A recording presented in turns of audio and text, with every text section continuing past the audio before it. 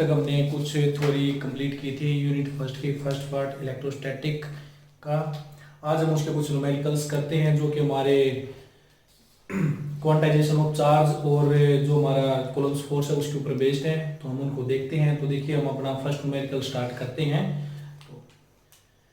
तो ये हमारा फर्स्ट न्यूमेरिकल है, what is the value of charge on a body which carries 20 electrons. यानी एक बॉडी के अंदर कितना चार्ज होगा अगर हम उसके अंदर 20 इलेक्ट्रॉन्स लेते हैं या उसके अंदर 20 इलेक्ट्रॉन्स हैं। तो देखिए ये जो हमारा क्वेश्चन है, हमने इसके अंदर जो टॉपिक्स पढ़े हैं, एक तो क्वांटाइजेशन ऑफ चार्ज पढ़ा था, एक पढ़ा था कूलम्ब्स फोर्स। तो क्वांटाइजेशन ऑफ चार्ज के अकॉर्डिंग क्या था, क्या किसके को लाया था, एन ई के को लाया था। ये हमारा फार्मूला होता है क्वांटाइजेशन ऑफ चार्ज। तो इसके अंदर हमें क्या दे रखा है, नंबर ऑफ इलेक्ट्रॉन्स हमें दे रखे हैं, यानी एन की वैल्यू दे रखी है 20। अब इसके अंदर में क्या बताना, what is the value of charge, यानी हमें किसकी वैल्यू फाइंड आउट करनी है, क्या वैल्यू हमें फाइंड आउट करनी है। तो क्वांटाइजेशन ऑफ चार्ज के अकॉर्डिंग क्या था, Q is equal to n e, और ई का ई हमें पता ही होता है इलेक्ट्रॉन के ऊपर चार्ज -1.6 इंटू 10⁻⁻19 कूलम। ये हमारे पास इलेक्ट्रॉन चार्ज होता है, तो सिंपल फार्मूला हम अप्लाई कर सकते हैं, Q is equal to n e वाला, यहां से एन हमें फाइंड आउट करना है। इसके अंदर में क्या फाइंड आउट करना है, तो क्या एन की वैल्यू कितनी है 20 और ई की वैल्यू कितनी है -1.6 इंटू 10⁻⁻19 कूलम। तो जब हम इसको मल्टीप्लाई करेंगे तो हमारे पास कितना आएगा -32.0 इंटू 10⁻⁻19 कूलम। तो सिंपली हम इसको कितना लिख सकते हैं -32 इंटू 10⁻⁻19 कूलम। तो इतना हमारे पास क्या होगा, चार्ज आएगा उस बॉडी के ऊपर। ठीक है, तो ये हमारा क्या था, फर्स्ट न्यूमेरिकल था। सिंपली हमने इसके अंदर क्या किया है, क्या इक्वल टू एन ई वाला फार्मूला लगाया है जो क्वांटाइजेशन ऑफ चार्ज वाला है। तो इसके बाद हम देखते हैं अपना सेकंड। तो ये है हमारा second numerical, is a charge of 5.8 into 10⁻⁻18 coulomb possible. क्या हमारे पास इतना चार्ज पॉसिबल है या नहीं है। तो देखो इस टाइप के न्यूमेरिकल्स के अंदर हमें क्या करना है, इसमें बताना है कि चार्ज हमारा पॉसिबल होगा या नहीं होगा, यानी इसके अंदर हमें क्या निकालना है, एन की वैल्यू में फाइंड आउट करनी है। यानी देखो सीधी बात है, अगर हम क्या करते हैं क्वांटाइजेशन ऑफ चार्ज लगाते हैं, Q is equal to n e, तो इसके अंदर में किसकी वैल्यू फाइंड आउट करनी, एन की। देखो चार्ज कब पॉसिबल होगा, जब उसके अंदर जो नंबर ऑफ इलेक्ट्रॉन्स है वो हमारे क्या होंगे, वैलिड होंगे, यानी कि वो एक कंप्लीट नंबर होगा, यानी वो चीज फ्रैक्शन के अंदर हमारी नहीं आनी चाहिए, तभी हमारा चार्ज क्या होगा, पॉसिबल होगा। तो नंबर ऑफ इलेक्ट्रॉन्स अगर हमारे फ्रैक्शन में नहीं आते हैं कि कंप्लीट वैल्यू आ जाती है तो ये चार्ज पॉसिबल होगा, और अगर कंप्लीट वैल्यू नहीं आती है तो ये चार्ज हमारा पॉसिबल नहीं होगा। तो हमें एन की वैल्यू इसके अंदर फाइंड आउट करनी है। तो चार्ज हमारे पास दे रखा है 5.8 into 10⁻⁻18 coulomb is equal to n into में ई की वैल्यू हमारे पास क्या आई थी -1.6 इंटू 10⁻⁻19 कूलम। ये वैल्यू हमारे पास ई की, तो एन की वैल्यू हम निकाल सकते हैं यहाँ से 5.8 इंटू 10⁻⁻18 डिवाइडेड बाई कितना हो जाएगा -1.6 इंटू 10⁻⁻19। अब इसको हम कैसे सोल्व कर सकते हैं भाई, देखो 19 को ऊपर लेके जाओगे ये हो जाएगा, पॉइंट से पॉइंट कैंसिल हो जाएगा, 58 डिवाइड बाई 16 इंटू 10 की 10 ऊपर बच गया हमारे पास। जब हम इसको सोल्व करते हैं तो सोल्व करने के बाद हमारे पास जो वैल्यू आती है वो कितनी आती है 36.25। ठीक है, नेगेटिव में। तो इसके अंदर देखो यहाँ पर जो भी वैल्यू आई वो किसमें आई है, पॉइंट के अंदर आई, यानी यहाँ पर हमारे पास जो वैल्यू आई है एन की जो वैल्यू आई है वो एक कंप्लीट वैल्यू ना आके पॉइंट के अंदर वैल्यू आई है। तो यहाँ पर हमारे फ्रैक्शन के अंदर जो इलेक्ट्रॉन्स होते हैं वो ट्रांसफर नहीं होते और ना ही वो फ्रैक्शन के अंदर लिए जाते हैं, तो एक कंप्लीट वैल्यू नहीं आई, तो ये जो चार्ज है ये हमारा पॉसिबल नहीं होगा। तो हम यहाँ पर क्या लिख सकते हैं, नॉट पॉसिबल। अगर इसकी जगह हमारी टोटल वैल्यू 36 आ जाती या इसके अलावा कुछ भी आ जाती तभी हमारा पॉसिबल हो सकता था। ठीक है, लेकिन इसकी वैल्यू फ्रैक्शन के अंदर आई है तो ये चार्ज हमारा पॉसिबल नहीं होगा। तो ये हमारा था सेकंड न्यूमेरिकल। नेक्स्ट देखते हैं। तो देखो ये हमारा थर्ड न्यूमेरिकल है, how many electron must be removed from a piece of metal to give it a positive charge of 1.0 into 10⁻⁻7 coulomb.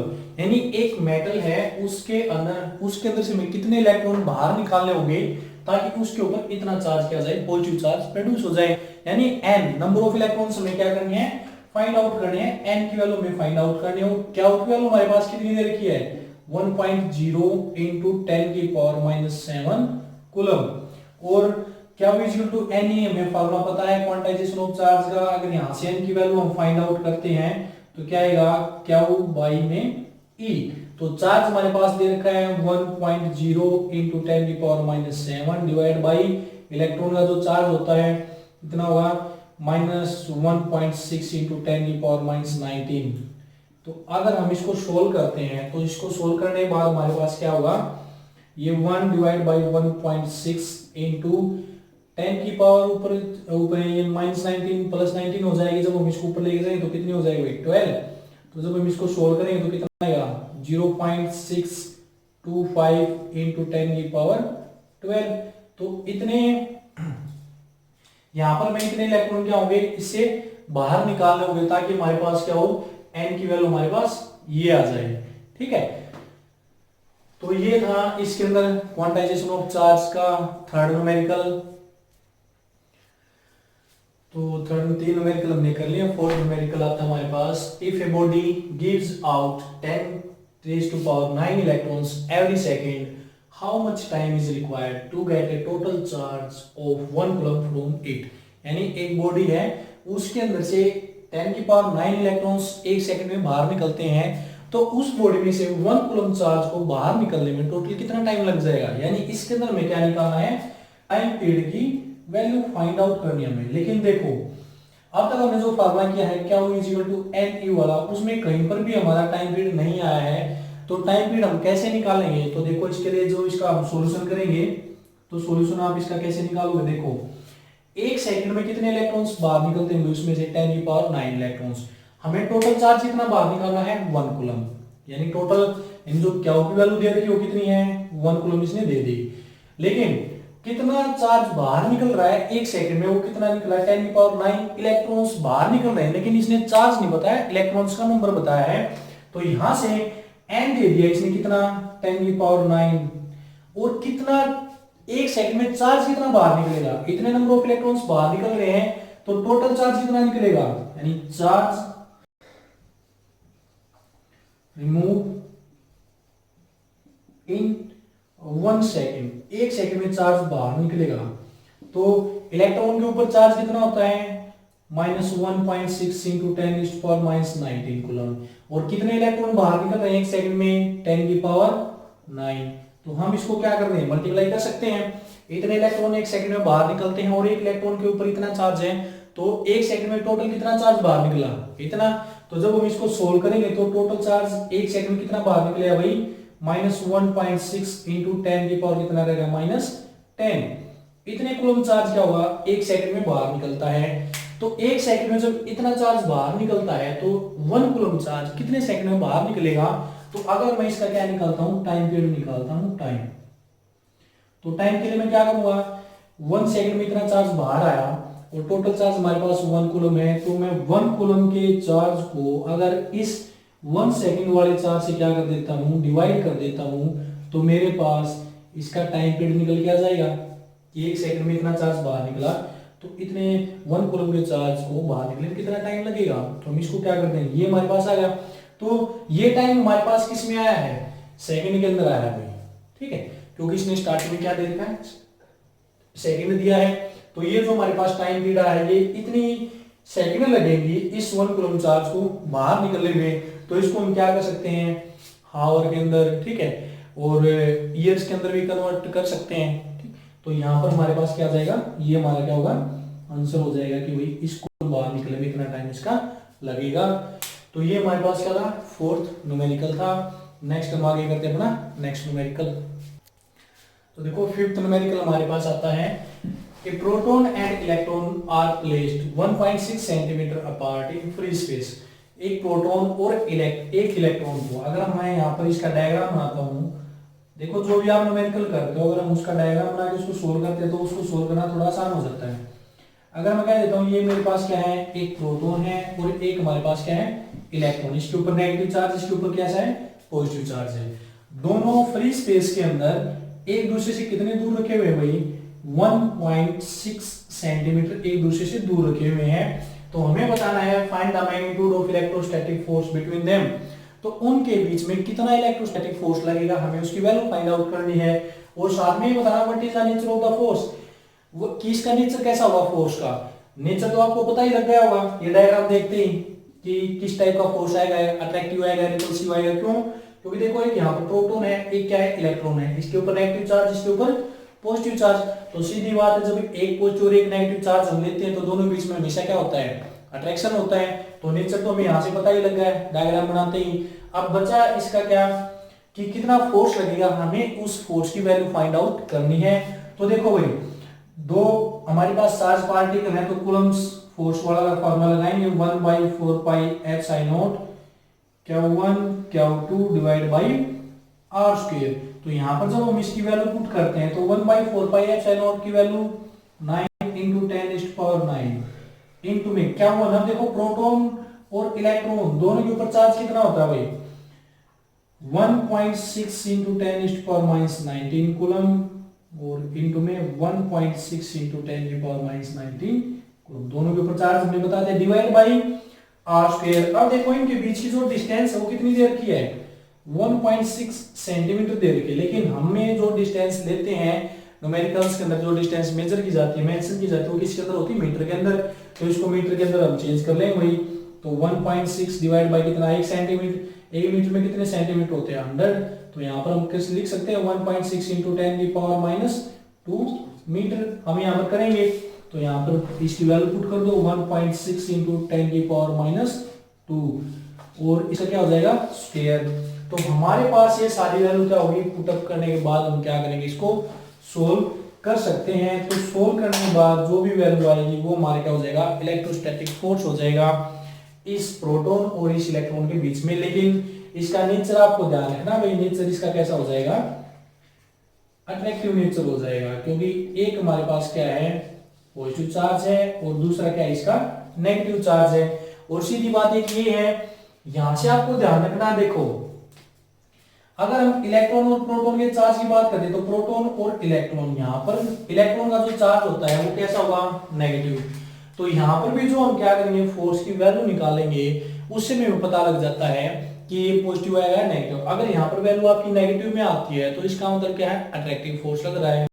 और अगर वैल्यू पॉजिटिव में आती है तो इसका मतलब क्या है, कि वो दोनों क्या हो रहे हैं, रिपेल कर रहे हैं। क्योंकि देखो जब हमने कूलम्ब्स फोर्स पढ़ा था तो हमने Q1 और Q2, अगर इन दोनों प्रोडक्ट ग्रेटर देन 0 आता है तो दोनों कैसे सेम, दोनों किस टाइप के थे, सेम चार्ज, सेम टाइप के चार्ज आए थे, या तो दोनों पॉजिटिव या दोनों नेगेटिव। लेकिन जब Q1 और Q2 दोनों का प्रोडक्ट लेस देन 0 आया था तो उसके बीच तब हमारे पास क्या वैल्यू आई थी, अट्रैक्टिव फोर्स आया था। तो यहाँ पर अगर हम इन दोनों प्रोडक्ट नेगेटिव में आ जाता हमारा, तो क्या आ जाएगा, ये अट्रैक्टिव फोर्स आएगा। और अगर पॉजिटिव में आता है तो हमारा कैसा आ जाएगा, रिपल्सिव फोर्स आ जाएगा।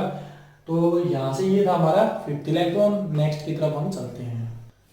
तो ये हमारा नेक्स्ट न्यूमेरिकल 6 नंबर, एक charge Q is placed at the centre of the line joining two equal charges.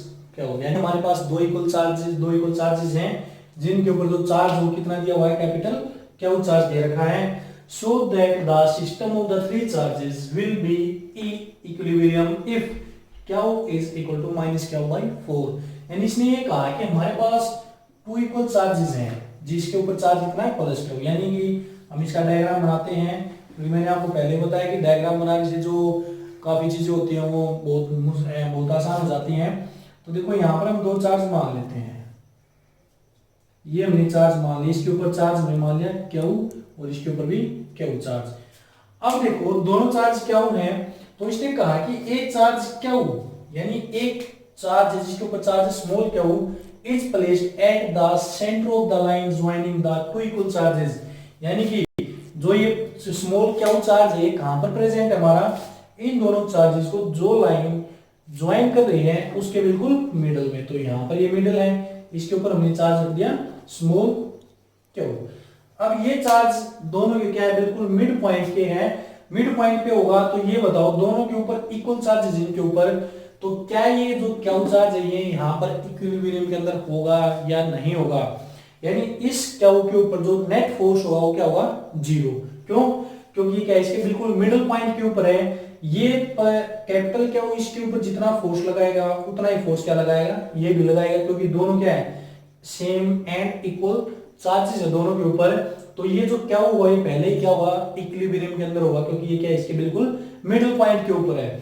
अब नेक्स्ट हमें क्या करना है, प्रूव करना है कि show that the system of three charges, यानी कि जो तीन चार्जेस का सिस्टम है ये क्या है, इक्विलिब्रियम के अंदर होगा। कब, अगर क्या की वैल्यू कितनी हो जाए, माइनस क्या बाई 4, यानी कि हमें प्रूव करके दिखाना है, यानी क्या की वैल्यू माइनस क्या बाई 4 हमें प्रूव करके दिखानी है।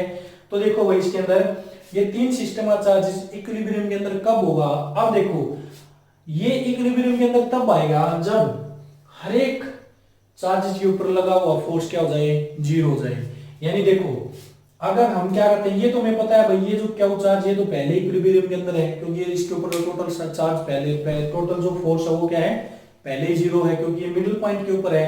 अब हम क्या करते हैं, इस चार्ज को छोड़कर बाकी दोनों चार्जेस के ऊपर हम क्या दिखाते हैं, फोर्स दिखाते हैं। जैसे इस चार्ज के ऊपर इसकी वजह से, यानी इसके ऊपर इस कलश क्या की वजह से और इस स्मॉल क्या की वजह से, अगर हम नेक्स्ट चार्ज क्या निकाल लेते हैं, जीरो के इक्वल निकाल लेते हैं, तो हमारे पास क्या आ जाएगा, इसका ये क्या हो जाएगा, इक्विलिब्रियम के अंदर हम इसको रख सकते हैं। अब देखो इसके अंदर सबसे पहले दोनों चार्जेस हैं, तो दोनों के बीच में जो फोर्स लगेगा वो कैसा फोर्स लगेगा, कूलम्ब्स फोर्स लगेगा। तो कूलम्ब्स फोर्स लगाने के लिए हमें किस किस चीज की जरूरत होती है, चार्जेस की और किसकी, डिस्टेंस की। तो देखो डिस्टेंस की देखने के लिए हम क्या करेंगे, अगर मैं इन दोनों चार्जेस के बीच की डिस्टेंस यहां से लेकर यहां तक क्या मान लेता हूं, 2x हम एज्यूम कर लेते हैं। देखो एज्यूम करने को तो हम कुछ भी कर सकते हैं, x भी कर सकते हैं, ठीक है, लेकिन हम वो वैल्यू एज्यूम करेंगे जिसको हमें कैलकुलेट करने में आसानी हो। तो यहाँ पर हमने 2x मान ली, तो इस स्मॉल क्या से लेकर ये जो डिस्टेंस होगी ये हमारी कितनी बच जाएगी भाई, x बच जाएगी, ठीक है। तो अब हम क्या करते हैं, कूलम्ब्स फोर्स वाला फॉर्मूला लगाते हैं, यानी कि इस चार्ज के ऊपर हम फोर्स निकालते हैं इसकी वजह से और इसकी वजह से। तो इसकी वजह से अगर मैं फोर्स निकालूंगा F1 तो कितना आएगा, 1/4 pi epsilon naught capital Q हो और इनटू में कैपिटल क्या हो डिवाइड बाय कितना हो जाएगा भाई, हमारा दोनों के बीच की डिस्टेंस कितनी है, 2x इसका स्क्वायर, ये फोर्स आ जाएगा। फिर हम F2 फोर्स निकालते हैं इस स्मॉल क्या की वजह से। तो इस स्मॉल क्या की वजह से जब हम इसके ऊपर फोर्स निकालेंगे तो कितना होगा, 1/4 पाई एफ साइन नॉट, एक चार्ज आ गया क्या हो, दूसरा चार्ज क्या जाएगा, स्मॉल क्या हो डिवाइड बाय हमारे पास क्या बचेगा भाई, डिस्टेंस कितनी है, x का स्क्वायर हमारे पास आ गया। अब देखो दोनों को हमने किस में दिखाना है, सिस्टम को हमने इक्विलिब्रियम के अंदर दिखाना है। अगर हम सिस्टम को इक्विलिब्रियम के अंदर दिखाना चाहते हैं तो इस चार्ज के ऊपर जो टोटल फोर्स लगेगा उसकी वैल्यू क्या होगी, जीरो की इक्वल होगी। तो यहां पर हम क्या लिख देंगे, F1 plus F2 is equal to 0। तो यहां पर वैल्यू पुट करो, 1/4 पाई एफ साइन नॉट क्या स्क्वायर डिवाइड बाई ये हो जाएगा भाई 4x स्क्वायर। देखो यहां पर क्या इंटू क्या होता, तो मैंने इसको क्या स्क्वायर लिख दिया, ठीक है, प्लस ये फोर्स F2 की वैल्यू हमारे पास आ गई 1/4 pi epsilon naught capital Q हो इंटू में स्मॉल क्या हो divide by x square is equal to 0। हमने ये वैल्यू यहां पर लिख दी। अब हम क्या करेंगे, हमें इस स्मॉल क्या की वैल्यू फाइंड आउट करनी है, तो एक को हम दूसरी तरफ ले जाते हैं। तो यहां पर इसको हमने इसी तरफ रख लिया भाई, 1/4 pi epsilon naught small q हो कैपिटल क्या हो divide by x square is equal to, अगर इस टर्म को हम उस तरफ लेके जाएं तो क्या हो जाएगा, negative -4 pi epsilon naught क्या square divide by 4x square. हम ये उस तरफ ले जाएंगे भाई। अब देखो जो चीज कैंसिल होती है उसको कैंसिल करो, 1/4 पाई एफ साइन नॉट से 1/4 पाई एफ साइन नॉट, एक क्या से क्या होगा, क्या स्क्वायर कैंसिल होगा, x स्क्वायर से क्या होगा, x कैंसिल होगा। तो यहां पर हमारे पास क्या बचा, स्मॉल क्या बचा इस साइड में, यहां पर स्मॉल क्या और यहां पर हमारे पास क्या बचेगा भाई, माइनस अकेला क्या और डिवाइड बाई 4। तो ये हमने क्या करना था, यही उसने पूछा था कि अगर हमारे पास स्मॉल क्या की वैल्यू माइनस क्या बाई 4 हो जाए तो ये सारा सिस्टम क्या हो जाएगा, इक्विलिब्रियम के अंदर हो जाएगा। तो अगर हम यहाँ पर स्मॉल क्या की वैल्यू माइनस क्या बाई 4 रख देंगे तो हमारे पास ये वैल्यू आपकी निकल के आ जाएगी। तो ये था हमारे पास इसका न्यूमेरिकल। नेक्स्ट हम अपना करते हैं। तो देखो नेक्स्ट न्यूमेरिकल हमारे पास आता है, two equal positive charges each of 2 microcoulomb interact with a third positive charge of 3 microcoulomb situated as shown in figure calculate the magnitude and direction of the force on 3 microcoulomb charge. इसने कहा भाई कि हमारे पास 2 microcoulomb के दो charge हैं, ठीक है, जो किसके साथ इंटरेक्ट करते हैं, 3 माइक्रोकूलम के साथ चार्ज के साथ इंटरेक्ट करते हैं। तो हमें कैलकुलेट करनी है direction of the force on 3 microcoulomb charge, magnitude और डायरेक्शन, यानी कि हमें टोटल फोर्स की वैल्यू फाइंड आउट करनी है F, और इसकी डायरेक्शन कौन सी डायरेक्शन के अंदर ये जाएगा, तो हमें ये चीज इसके अंदर फाइंड आउट करके बतानी है। तो ये हमारे पास क्या आएगा भाई। अब इसके अंदर देखो इसका सॉल्यूशन आप कैसे करोगे। सबसे पहले जो चीज हमारे पास पर्टिकुलर वे में नहीं दी हुई उसको हमें पर्टिकुलर वे के अंदर लिखना है। तो देखो यहाँ पर जो डिस्टेंस हमें, डिस्टेंस हमारे पास क्या है, मीटर मीटर, ये भी मीटर में। तो यहाँ पर हम जो डिस्टेंस पहले मेंशन कर लेते हैं भाई, क्या क्या हमारे पास दे रखा है, ओ ए दे रखी है 3 मीटर, ओ बी भी हमारे पास कितनी है 3 मीटर है, और जो हमारे पास ओ से लेकर पी तक की जो डिस्टेंस दे रखी है वो कितनी है 4 मीटर है। अब देखो जो चार्ज हमारे पास दे रखे हैं, मान लिया फर्स्ट चार्ज जो ए के ऊपर है उसको मैं क्या मान लेता हूँ, कितना दे रखा है भाई 2 माइक्रोकूलम। लेकिन माइक्रो के अंदर हमें चार्ज नहीं रखना होता, इसको कूलम में चेंज करोगे तो माइक्रो के अंदर कितने आते हैं 10⁻⁻⁶, तो ये किसके अंदर चला गया कूलम के अंदर। इसी तरह जो बी के ऊपर चार्ज रखा है वो भी कितना है 2 माइक्रोकूलम है, तो इसको भी हम कूलम के अंदर चेंज करें तो कितना हुआ 2 × 10⁻⁶ कूलम। फिर हमारे पास जो पी के ऊपर चार्ज रखा है भाई, इसके ऊपर हमें फोर्स की वैल्यू बतानी है। लेकिन ये चार्ज कितने के अंदर है भाई, ये भी हमारे पास कितना हो जाएगा, क्या हो 3 माइक्रोकूलम। तो 3 माइक्रोकूलम को कन्वर्ट करो 3 × 10⁻⁶ कूलम। तो ये हमारे पास आ गए तीनों चार्जेस, वो हमने इसके पर्टिकुलर चार्ज के अंदर कन्वर्ट कर लिया। अब हमें क्या निकालना, इसकी टोटल फोर्स की वैल्यू बतानी है। अब देखो जो ए पॉइंट के ऊपर जो बी पॉइंट के ऊपर जो चार्ज रखा है, दोनों की वैल्यू क्या है भाई सेम है, दोनों किस किसके हैं 2 माइक्रोकूलम के हैं दोनों चार्ज। तो ए के ऊपर जो चार्ज है वो इसके ऊपर जितना फोर्स लगाएगा सेम फोर्स इतना ही जो बी के ऊपर का वो फोर्स लगाएगा, क्योंकि दोनों की वैल्यू क्या है, मैग्नीट्यूड क्या दोनों का सेम है। अगर हम ए का फोर्स कैलकुलेट कर लेते हैं इस 3 माइक्रोकूलम चार्ज के ऊपर, तो उतना ही फोर्स ये भी सेम फोर्स लगाएगा इसके ऊपर। तो फर्स्ट हम F1 को क्या करते हैं भाई, F1 को कैलकुलेट करते हैं कि जो A के ऊपर जो चार्ज रखा है वो इस 3 माइक्रोकूलम के ऊपर कितना फोर्स लगाएगा। तो कूलम्स फोर्स वाला फॉर्मूला हम अप्लाई करते हैं 1/4πε0, ये हो जाएगा Q1 और ये क्या है Q3 डिवाइड बाई कितना भाई हमारे पास r²। अब F1 की हम वैल्यू निकालेंगे तो ये हो जाएगा 9 × 10⁹ इंटू Q1 की वैल्यू हमारे पास क्या है भाई ये 2 इंटू में 10⁻⁻⁶, और Q3 की वैल्यू हमारे पास क्या है 3 इंटू में 10⁻⁶,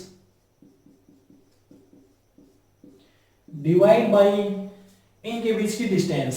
अब देखो भाई A से लेकर P की डिस्टेंस हमारे पास नहीं दी हुई, लेकिन O से लेकर P की डिस्टेंस है और O से लेकर A की डिस्टेंस है, और बीच में हमारे पास यहाँ पर क्या बन रही है, एक राइट एंगल ट्रायंगल बन रही है भाई। अगर मैं ट्रायंगल के अंदर चला जाता हूं, ट्रायंगल AOP के अंदर, ट्रायंगल AOP, तो देखो ये हमारे पास ये ट्रायंगल बनती है भाई AOP। तो ये ट्रायंगल बन गई, इसके अंदर हमें वैल्यू किसकी फाइंड आउट करनी है, इस AP की वैल्यू हमें फाइंड आउट करनी है। तो ये AP हमारे पास क्या है हाइपोटेनस है, तो हाइपोटेनस की वैल्यू जो फाइंड आउट करेंगे तो बेस का स्क्वायर प्लस परपेंडिकुलर का स्क्वायर प्लस बेस का स्क्वायर। बेस हमारे पास 4 और परपेंडिकुलर कितना है 3, तो हमारे पास क्या हो जाएगा 3 का स्क्वायर प्लस 4 का स्क्वायर और इसका अंडररूट, तो ये होगा 9 + 16 इसका अंडररूट, तो √25। तो वैल्यू कितनी आ गई भाई हमारे पास 5 मीटर। तो ये जो हमारे पास ये जो साइड आई है इसकी वैल्यू कितनी आ जाएगी 5 मीटर हमारे पास इसकी वैल्यू आ जाएगी, ठीक है। तो अब हमारे पास जो R है, तो R की वैल्यू हमारे पास कितनी होगी यहाँ पर 5 मीटर होगी, क्योंकि यही डिस्टेंस में A से लेकर P इन दोनों चार्जेस के बीच की डिस्टेंस निकाली थी ना, तो हमारे पास कितनी आएगी 5 मीटर। तो हम यहाँ पर वैल्यू पुट कर दो भाई 5 मीटर है, तो हमें चेंज करने की कोई जरूरत नहीं, 5 का स्क्वायर। तो जब हम इसको कैलकुलेट करेंगे तो कितना आएगा भाई 9 × 10⁹ इंटू में 2 × 10⁻⁶ इंटू 3 इंटू में 10⁻⁶ डिवाइड बाई 25। तो जब हम इसको कैलकुलेट करेंगे तो देखो -6 -12 और +9, तो -3 और 2 3 और 9, तो कितना आ गया भाई 54 डिवाइड बाई 25 इंटू 10 की पावर कितनी आएगी भाई -3। तो यहाँ पर जब हम इसको कैलकुलेट करेंगे तो हमारे पास कितनी वैल्यू आ जाएगी 22 चली गई भाई 2 पॉइंट और इसकी वैल्यू हमारे पास कैलकुलेट होने के बाद आ जाएगी 2.16 इंटू 10 की पावर -3। ठीक है, तो ये हमारे पास क्या आ गया फोर्स हमने निकाला है, इतने न्यूटन हमारे पास क्या आ गया फोर्स। अब जो भी चीज आप लिखोगे उसकी यूनिट आपने साथ में लिखनी है भाई। हमारे पास ये फोर्स की क्या की वैल्यू आ जाती है। अब देखो ये तो था हमारा F1, अगर हम BQ जैसे इसके ऊपर फोर्स दिखाते हैं तो सारी वैल्यू हमारी सेम है, तो जो F2 की वैल्यू भी आ जाएगी वो किसके इक्वल आ जाएगी F1 के इक्वल आएगी, और दोनों किसके इक्वल आ जाएंगे 2.16 इंटू 10 की पावर -3 न्यूटन, दोनों की वैल्यू सेम आ जाएगी।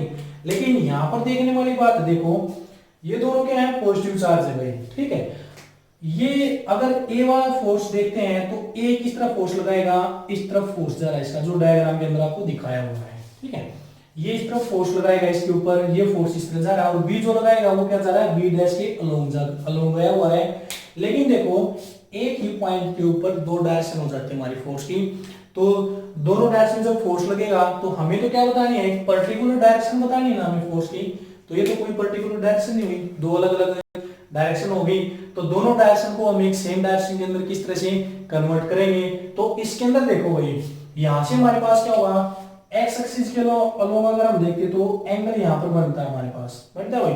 तो यहां पर देखो अगर हम क्या करते हैं इसको रेक्टेंगुलर कंपोनेंट के अंदर क्या करते हैं डिवाइड करते हैं इस फोर्स को। अगर मैं जो बी डैश वाला फोर्स है अगर इसको हम क्या करते हैं भाई रेक्टेंगुलर कंपोनेंट के अंदर डिवाइड करेंगे तो इसके रेक्टेंगुलर कंपोनेंट कौन से बनेंगे, एक तो ये अपवर्ड की तरफ और एक ये बन जाएगा।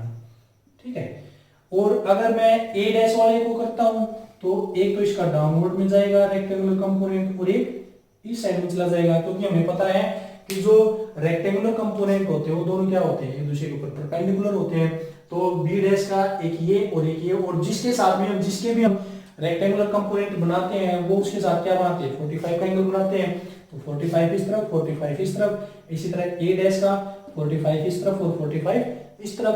ठीक है, तो अब देखो ये जो दो कंपोनेंट हैं एक ये कंपोनेंट और एक ये कंपोनेंट दोनों क्या है सेम चार्जेस के हैं, ये अपवर्ड में ये डाउनवर्ड में है, तो दोनों की डायरेक्शन क्या है अपोजिट, तो दोनों एक दूसरे क्या कर देंगे कैंसिल आउट कर देंगे।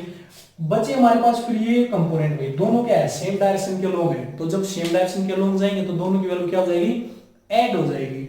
ऐड होने के बाद अब इसके अंदर देखो कौन सी वैल्यू आएगी, अगर ये हमारा फोर्स था F1 ये हमारा फोर्स था F2 जो इस तरफ लग रहा था और ये इस तरफ, अगर F1 हमारा ये गया हुआ था A डैश वाला, तो यहां पर अगर हम इसको कंपोनेंट में कर रहे हैं तो F1 और जिस B के साथ थीटा एंगल बनता है वो हमारा क्या आता है कोस थीटा वाला कंपोनेंट, और ये क्या हो जाएगा F1 sin थीटा भाई। इसी तरह अगर F2 को देखते तो F2 हमारा यहां पर जाता है कंपोनेंट के अंदर किया तो एक तो इस तरफ आ गया और इसके साथ हमारा एंगल बन रहा है, तो ये हो जाएगा F2 cos थीटा और ये क्या हो जाएगा F2 sin थीटा।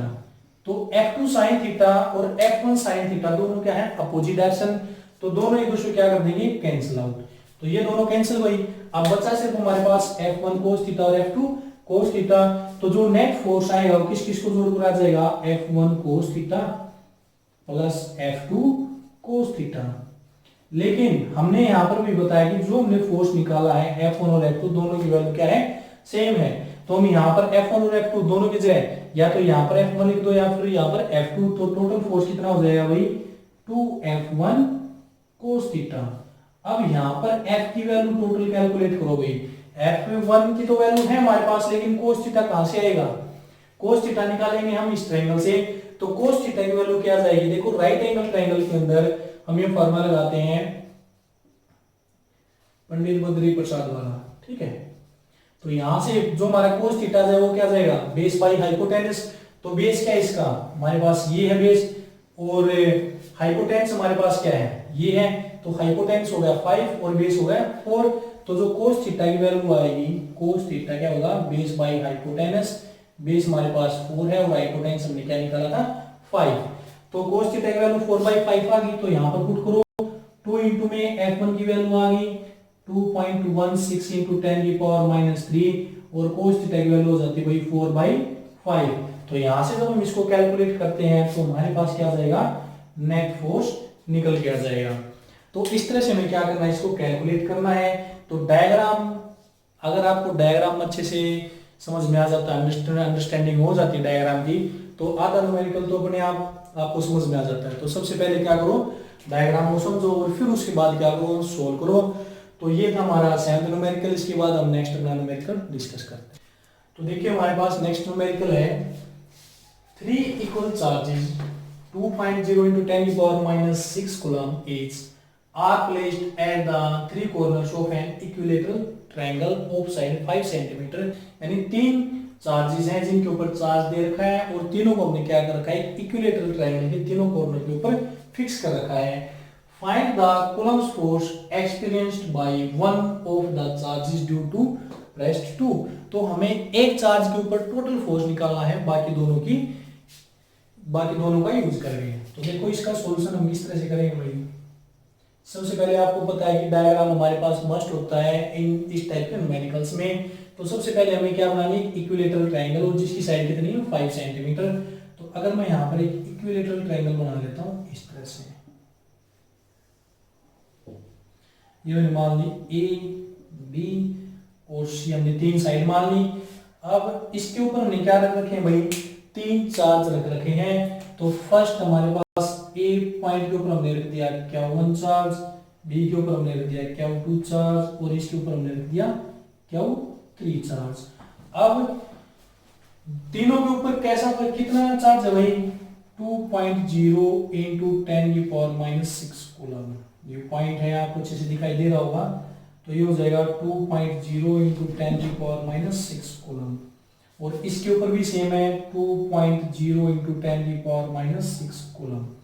ये Q1 Q2 और Q3 के ऊपर चार्ज दे रखा है और इसने साथ में क्या बता रखा है कि जो साइड है वो कितनी है, 5 सेंटीमीटर। तो ये भी 5 सेंटीमीटर है, ये भी 5 सेंटीमीटर है और ये भी कितनी है, 5 सेंटीमीटर है। तो लास्ट में इसने पूछा भाई कि एक चार्ज के ऊपर बाकी दो की वजह से टोटल फोर्स कितना लगेगा। तो अगर हम मान लेते हैं कि Q3 के ऊपर में क्या दिखाना है, टोटल फोर्स दिखाना है Q1 और Q2 का यूज करके। तो इसके अंदर देखो, अगर हम देखते हैं force on Q3 due to Q1, force अगर हम देखते हैं तो हमारे पास कितना होगा भाई, ये हो जाएगा F1। तो फॉर्मूला क्या होगा, coulomb force 1/4πε0 Q1 Q3, Q2 क्या है, Q1 और Q3 दोनों हैं, डिवाइड बाय के बीच की डिस्टेंस हमने r²। अब देखो Q1 Q3 के ऊपर जो फोर्स लगाया, दोनों के ऊपर सेम चार्जेज है, सेम चार्ज एक दूसरे क्या करते हैं, रिपेल करते हैं। तो इसका फोर्स किस साइड में जाएगा, इस साइड में चला जाएगा F1, ठीक है। तो यहाँ पर देखो जो डिस्टेंस वो 5 सेंटीमीटर दे रखी है, तो इसको मीटर में कन्वर्ट करो तो हम कितना करेंगे, 5 into 10 की पावर -2 मीटर। तीनों हमारे पास चेंज हो जाएंगे मीटर के अंदर। तो हम यहाँ पर इसकी वैल्यू पुट करोगे तो कितना आएगा भाई यहाँ पर। अब देखो ये तो आ गई F1। इसी तरह हमारे पास F2 कितना आ जाएगा, 1/4πε0 Q2 Q3 डिवाइड बाई क्या हो जाएगा, r²। अगर हमें इसके ऊपर नेट फोर्स निकालना है तो नेट फोर्स निकालने के लिए जो टोटल फोर्स होगा F, वो किसके इक्वल आ जाएगा, F1 प्लस F2, यानी दोनों को हम ऐड करेंगे। अब दूसरी बात देखो, अगर ये Q2 इसके ऊपर फोर्स लगाएगा तो इसकी डायरेक्शन क्या कौन सी होगी भाई, ये स्टेट इसको इस तरह से रिपेल करेगा। तो ये हमने मान लिया F2। तो फोर्स हमारे पास चला गया उस साइड में। तो यहां से अगर हम टोटल फोर्स देखते हैं तो F1 आ गया और F2 आ गया, लेकिन जो टोटल फोर्स आएगा F, दोनों को क्या करके आएगा, ऐड करके आएगा। लेकिन यहां से आप एक बात देखो, हम अगर F1 इस तरफ है और F2 क्या है, इस तरफ है, दोनों की डायरेक्शन क्या होगी, अलग अलग होगी। पिछले जो न्यूमेरिकल में हमने किया था बिल्कुल सेम उसी तरह है। तो दोनों को हम क्या करें भाई, दोनों का एक रिजल्टेंट हमें फोर्स निकालना होगा। अगर दोनों का रिजल्टेंट फोर्स निकालेंगे तो देखो यहाँ पर अगर इसके रेक्टेंगुलर कंपोनेंट बनाएंगे तो रेक्टेंगुलर कंपोनेंट आप कैसे बनाओगे भाई, अगर इसके बनाओगे तो इस तरह से जाएंगे दोनों, ठीक है। अगर हम इसके रेक्टेंगुलर कंपोनेंट बनाते हैं तो एक कंपोनेंट तो इसका ये हो जाएगा और दूसरा कंपोनेंट क्या हो जाएगा, ये। और अगर हम इसका रेक्टेंगुलर कंपोनेंट बनाएंगे तो इसका ऐसे आएगा और ये कैसे जाएगा, रेक्टेंगुलर कंपोनेंट भी अलग अलग जा रहे हैं। तो इसके लिए हमें क्या करना पड़ेगा भाई, देखो इस टाइप के जो क्वेश्चंस होते हैं जिसमें हमें दोनों के रेक्टेंगुलर कंपोनेंट भी अलग अलग जाते हैं, सेम डायरेक्शन में नहीं जा रहे, तो इस टाइप के क्वेश्चंस में आप क्या करोगे, तो देखो इन दोनों का एंगल पता करने के लिए हमारे पास एक और चीज है इस न्यूमेरिकल में। फर्स्ट हमारे पास क्या दे रखा है, इसके अंदर दे रखा हमारे पास इक्विलेटरल ट्रायंगल। इक्विलेटरल ट्रायंगल के अंदर जो एंगल्स होते हैं हमारे वो कितने होते हैं भाई, 60 डिग्री के सारे, ये भी 60 डिग्री, ये भी 60 डिग्री और ये भी क्या होगा 60 डिग्री। तो ये इसका अपोजिट एंगल होगा, तो ये भी कितना हो जाएगा 60 डिग्री। तो दोनों के बीच में हमें एंगल का पता लग गया 60 डिग्री। तो जिस तरह से हम 11th के अंदर दो वेक्टर्स को ऐड करते थे जिनके बीच में थीटा एंगल होता था, तो ये क्या हो जाएगा हमारे पास एक ट्रायंगल ऑफ वेक्टर एडिशन हम इसको कर सकते हैं। तो जो टोटल फोर्स आएगा F, वो किसको जोड़कर आ जाएगा भाई, ट्रायंगल ऑफ वेक्टर एडिशन के अंदर अगर हम लगाते तो क्या हो जाएगा F1 का स्क्वायर प्लस F2 का square plus 2F1 F2 cos theta. यानी देखो जो ट्रायंगल ऑफ वेक्टर एडिशन था उसके अंदर क्या था, a square plus b square plus 2ab cos theta. तो यहाँ पर a और b की हमने क्या ले लिया, F1 और F2 ले लिया। तो ये हमारे पास क्या जाएगा, फोर्स निकल के आ जाएगा। तो यहाँ पर एंगल कितना दे रखा है, इसमें थीटा की वैल्यू कितनी आई वही हमारे पास 60 डिग्री। अब रही बात इसकी, तो F1 और F2 की वैल्यू निकालो। तो देखो F1 और F2 दोनों क्या जाएंगे, सेम आएंगे ना, क्योंकि चार्जेस के ऊपर जो वैल्यू चार्जेस वो क्या है, सेम है दोनों केसेस के अंदर। तो यहाँ से F1 की वैल्यू हम कैलकुलेट करते हैं, तो 9 × 10⁹, इसकी वैल्यू हमने पुट कर दी। क्या 1 की वैल्यू कितनी आ गई, 2 × 10⁻⁻6 और क्या 3 की वैल्यू कितनी होगी, 2 × 10⁻⁻6 divide by r square, distance कितनी होगी भाई 5 × 10⁻², और इसका क्या हो जाएगा स्क्वायर। तो यहाँ पर जब हम F1 की वैल्यू कैलकुलेट करेंगे, तो F1 की जो वैल्यू कैलकुलेट करने के बाद हमारे पास जो रिजल्ट आ जाएगा, उस रिजल्ट को हम क्या करेंगे भाई, उसकी जो वैल्यू आएगी वो हमारे पास आ जाएगी 14.4। कैलकुलेट करके आप देख सकते हैं, क्योंकि कैलकुलेशन तो कोई भी कर सकता है, ठीक है। तो कैलकुलेट हमारे पास करने के बाद जो टोटल फोर्स आएगा वो हमारे पास क्या जाएगा 14.4 न्यूटन। तो ये हमारे पास क्या आ गया, F1 की वैल्यू आ जाती है भाई। लेकिन देखो F1 और F2 दोनों की वैल्यू सेम है, तो F2 की वैल्यू भी हमारे पास कितनी आएगी 14.4 न्यूटन, ठीक है। तो दोनों की वैल्यू हमारे पास कितनी आ जाएगी भाई 14.4 न्यूटन आ जाएगी। अब F1 और F2 की वैल्यू भी हमारे पास और थीटा की वैल्यू भी हमारे पास है, तो यहाँ से हम अपना टोटल फोर्स कैलकुलेट कर सकते हैं। तो हमारे पास जो वैल्यू आएगी वो कितनी आ जाएगी 14.4 इसका स्क्वायर, फिर प्लस 14.4 इसका स्क्वायर प्लस 2 × में 14.4 × 14.4 × cos 60 की वैल्यू हमारे पास कितनी होती है भाई 1/2, ठीक है। cos 60 की वैल्यू हमने क्या रख दी 1/2। तो यहां से जब हम इसको क्या करते हैं कैलकुलेट करते हैं इसकी वैल्यू, तो हमारे पास जो टोटल फोर्स निकल के आ जाएगा वो हमारे पास कितना हो जाएगा भाई 14.4 × √3। तो ये हमारे पास क्या जाती है, और ये केस में आ जाएगा न्यूटन के अंदर। तो ये हमारे पास क्या आएगा टोटल फोर्स आ जाएगा।